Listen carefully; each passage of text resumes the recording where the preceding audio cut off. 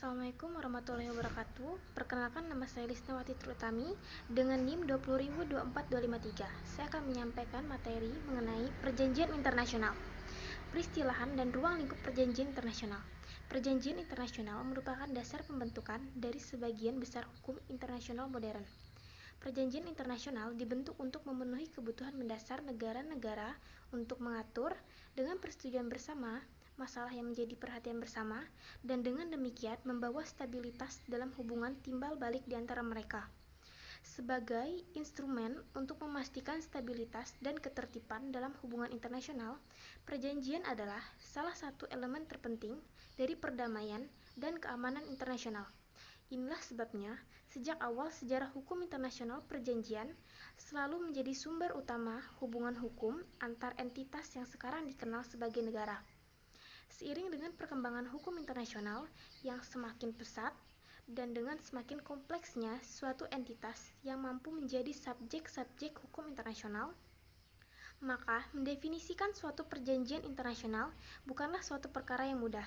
Apalagi saat ini kita mengenal beberapa nomenklatur atau penyebutan yang merujuk dan memiliki makna sebagai perjanjian internasional, sebagai protokol, adjustment, konvensi, charter, modus, dan yang lainnya.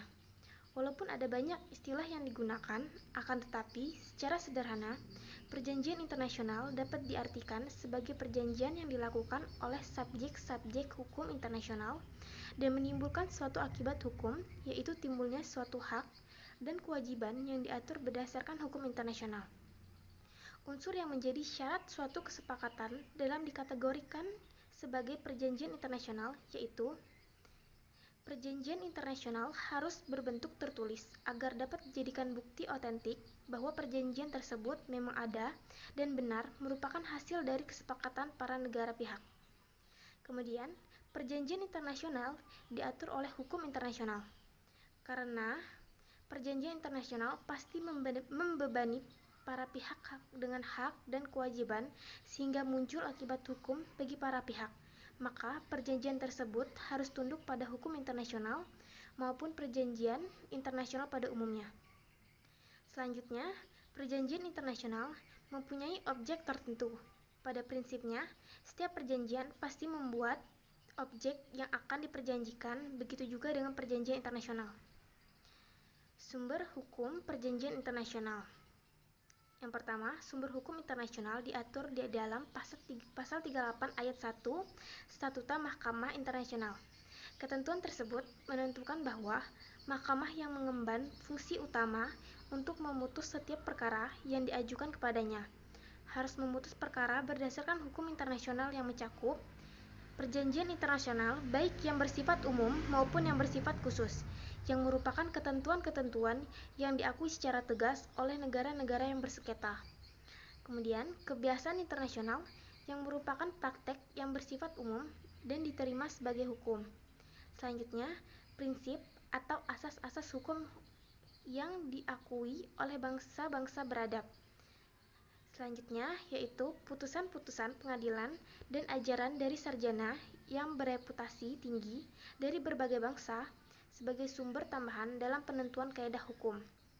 Yang kedua, Vienna Convention on the Law of Treaties yang ditandatangani pada tanggal 23 Mei 1969, yang selanjutnya disebut sebagai Konvensi Wina tahun 1969, merupakan suatu perjanjian internasional yang mengatur terkait ketentuan pembuatan perjanjian internasional. Pada konvensi inilah terdapat pengaturan hukum, baik materi maupun praktik di dalam membuat, melaksanakan, hingga membatalkan perjanjian internasional. Konvensi tersebut merupakan perjanjian internasional yang naskahnya disusun dan disiapkan oleh International Law Commission, yaitu lembaga ahli di bawah naungan Perserikatan Bangsa-Bangsa, yang bertugas mendorong perkembangan dan kodifikasi hukum internasional. Ketiga, Konvensi Wina tentang perjanjian antar negara dengan organisasi internasional atau antara sesama organisasi internasional pada tahun 1986 merupakan salah satu instrumen hukum internasional yang penting bagi masyarakat internasional. Konvensi Wina tahun 1986 ini memiliki fungsi sebagai salah satu sumber hukum internasional modern. Bentuk-bentuk perjanjian internasional. Perjanjian internasional pada dasarnya terbagi ke dalam dua bentuk, yaitu yang tidak tertulis dan tertulis.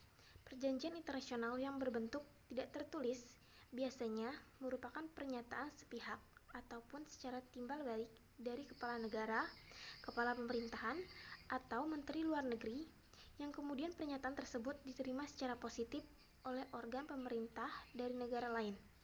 Perjanjian internasional yang tertulis adalah perjanjian yang merupakan bentuk perjanjian yang secara umum digunakan dalam hukum internasional dan praktik hubungan diplomatik setiap negara di dunia.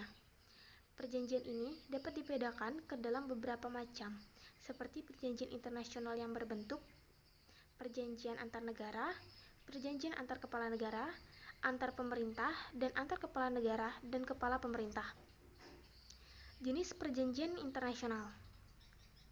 Yang pertama yaitu perjanjian internasional dari segi jumlah pesertanya.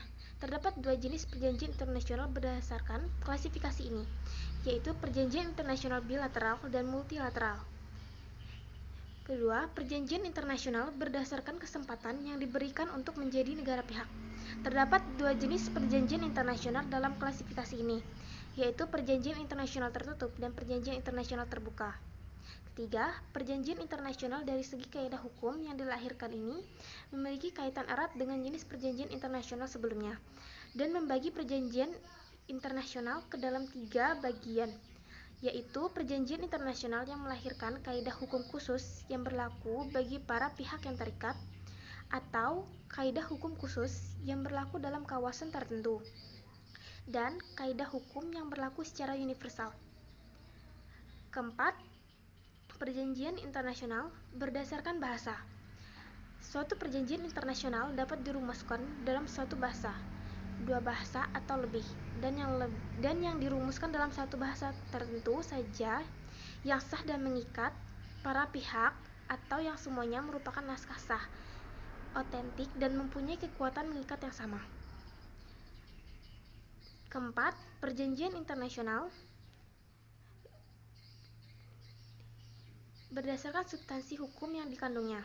Perjanjian internasional jika ditinjau berdasarkan kaidah hukum yang dirumuskan di dalamnya, yaitu perjanjian internasional yang seluruh pasalnya merupakan perumusan dari kaidah-kaidah hukum kebiasaan internasional dalam bidang yang bersangkutan, yang merupakan perumusan atau yang melahirkan kaidah-kaidah hukum internasional yang sama sekali baru atau yang substansinya merupakan perpaduan antara kaidah-kaidah hukum kebiasaan internasional dan kaidah-kaidah hukum internasional yang baru sama sekali. Dan masih banyak lagi jenis perjanjian internasional lainnya. Sekian yang dapat saya sampaikan. Wassalamualaikum warahmatullahi wabarakatuh.